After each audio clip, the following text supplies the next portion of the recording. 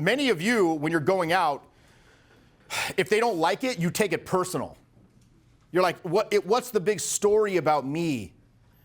This person I didn't know existed 2 minutes ago doesn't like my fucking shirt or doesn't like my style of humor. And it's some big story about who you are and all this bullshit. For me, it means literally nothing. You got to ask yourself, what is like the quantifiable result, like the quantifiable effect on your day-to-day life experience if some person that you didn't know existed 2 minutes ago doesn't think you're cool? Probably helps you because you're garnering more reference experiences. If anything, it's helping you. That's easy to say, very hard to internalize. The question is, how do you internalize that to a deep intrinsic level? You actually fucking believe that. That's where the massive repetition of social interaction comes in. So again, that's where, again, to garner a noticeably improved level of social intelligence, you must have massive, massive, massive repetition of social interaction. There is no substitute for that, because otherwise you're not going to gather the data points. It's not going to be hardwired into you where you're able to extrapolate the patterns. And it's at your it needs to be at your fingertips, where you don't need to think. Like I said, the reason that I use like various stratagems over and over again, say things over and over again, in between my improvised vibing, is because I'm trying to free up processor space. There's only 3 things I'm thinking about when I'm in an interaction. Number 1, where am I in the steps and what's the next step? So like I said, on a program, by the end of the program, you're going to walk away understanding what those steps are. And there's not very many of them. This shit ain't rocket science. It ain't brain surgery.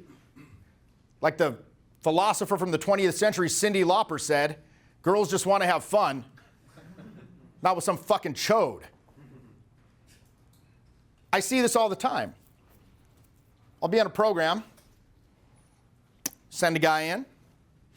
He goes up, the woman's like this, like he opens, the girl's like, oh, hey! They're like excited. Oh, wow, this is cool. Somebody who's confident came up. And then what does the guy do? So, what do you do? Like, and he just goes into the boring interview style questions, and then he doesn't move it forward. And you'll see them, it goes from like this to like, and that's gonna happen every single time.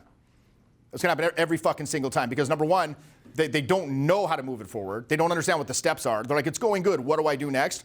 Or they're bumping up against that fear of relinquishing control and saying it's on them to decide, because the ego can't take the fucking hit if they don't like it. Let's go through these levels. Level 1, what is the first, let's go through the basic levels. Like complete novice, what is their fear that they have to struggle with? Complete novice. Social anxiety. Can I go outside? They can't even go out. Watch more fucking videos. If you're doing that, you got to stop and just go outside. So that's number 1. Can I even go outside? Number 2 is, can I even take action? Right? And we've all gone through this. I've gone through this. I'm in there. Can I actually take action? And so what's preventing them from taking action? I might get rejected. If I talk to these people, they might not like me. Okay? Next level. You can open. People talk to you. What's the next level that they have difficulty with? Expressing interest. They languish in this like boring conversation, and they never express the interest. And the reason that that's so bad is because, like, when you go, let's say you go up to some young woman in the bar, they know why the fuck you're going up to them. It's not some mystery. It's not some big mystery. Oh, why is the guy, he wants to talk about the weather. Like, no, they know why you're there. So if you can't own it, they can't even respect it. They're like, come on, dude, what the fuck are you doing? You're wasting my fucking time. It's a time waster. You're a time waster. And then they're just gonna be like, fuck this, bye. Like, you gotta do something. Fucking do something. Like, what I'll do, I'll go up and then I'll start verbally introducing that. I'll verbally introduce it in like a funny little cracking joke, stuff like that. Like, damn, you look very well put together this evening. Are you involved in the fashion industry in some capacity, perhaps? No, well, I love your look. It's fucking hot. So anyway, like I was saying, I came here last week and and she's like, did she say hot? Oh, on to the next. And then maybe I'm dropping another one in. If I'm expressing interest, I don't just throw it out there and like wait there on pause for the reaction. You're hot. What do you think? Why is that not good?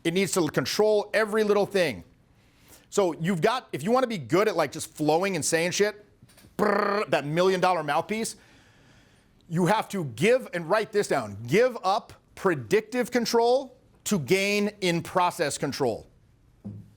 You have to give up predictive control to gain in-process control.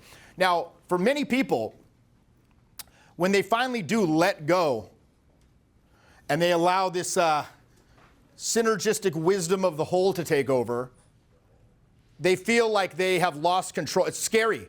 It's scary for them because they feel like they've lost control. Particularly people who are very conditioned to be like logical, they feel like they've lost control.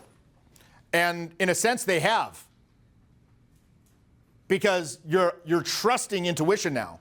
I hop back and forth when I'm in an interaction. I'm hopping back and forth between applied reasoning, discerning creatively what I want to do, because my intuition will serve up several options. And then in the moment, I will decide which one to do. You want to think of it as like two pipes that are going into the same faucet, right?